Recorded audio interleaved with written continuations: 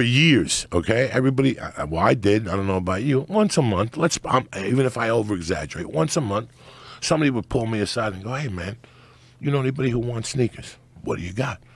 Yeah. I got Converse. Okay. They usually go for 20. For you, I'll give them to you for 7. You don't even ask. You just know they're stolen.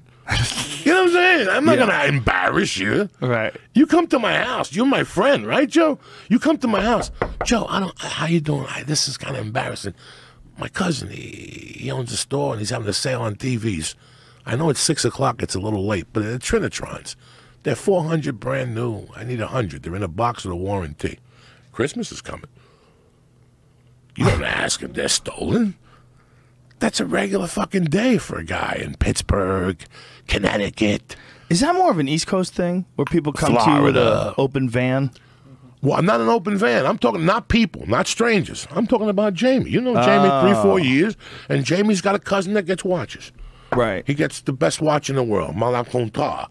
They're $52,000, but Jamie can get them for 22 cash. 22,000 and 20 goes to the guy, and Jamie gets 2 off the top. Are you going to torture Jamie and embarrass him? Like, so when did you get this? Am I going to get arrested? No.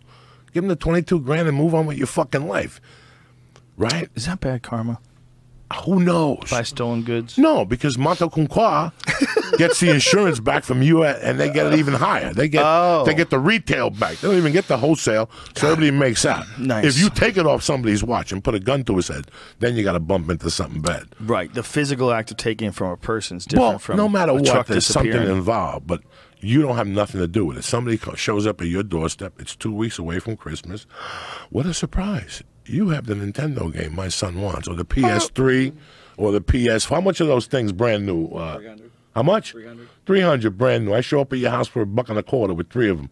You're going to take all 3 of them. I know a dude who thought he was buying a stereo, but he's actually buying bricks.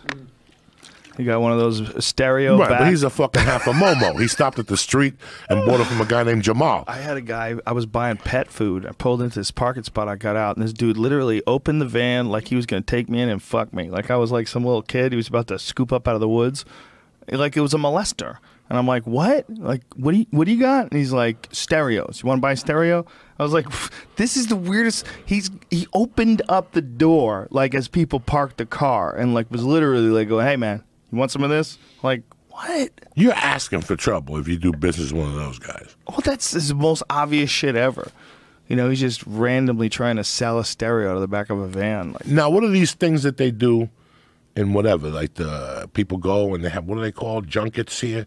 When I was press junkets? No, I'm sorry. The thing off the fucking 5 that you always see in the movies and all the fucking Friday, they all go to a place and they buy stereos and Raider hats. It's swap meet? Swap meet. Oh, yeah. Okay. Well, in L.A., it's a swap meet.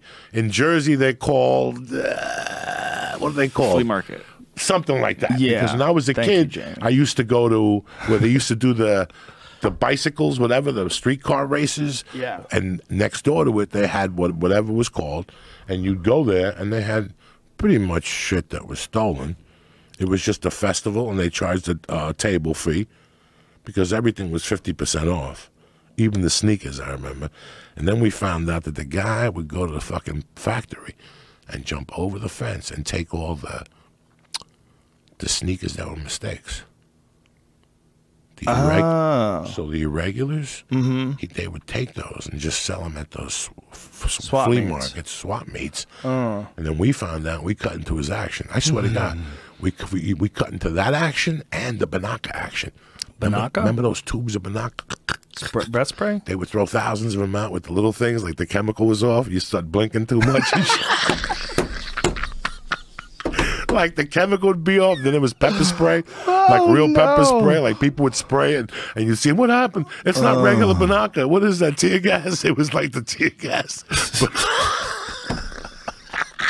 And we had the Spanish kid that was half retarded, and we'd make him jump the fence, and we'd have thousands of tubes. And we'd sell them for 50 cents a piece on Monday in the 6th and 7th grade. Hilarious. But there was always 3 kids that complained. There was a little, like the chemical imbalance was all. Oh, it's hilarious. Oh, my Yeah, there's like more shenanigans in the East Coast, it seems like. But no, you know who cut into that sneaker business? Who? Ross. Ross, Dress for Less? Sure, all those companies that you go and the jeans are 20% off because there's a regular stitch. Now they became the fucking junkets for those.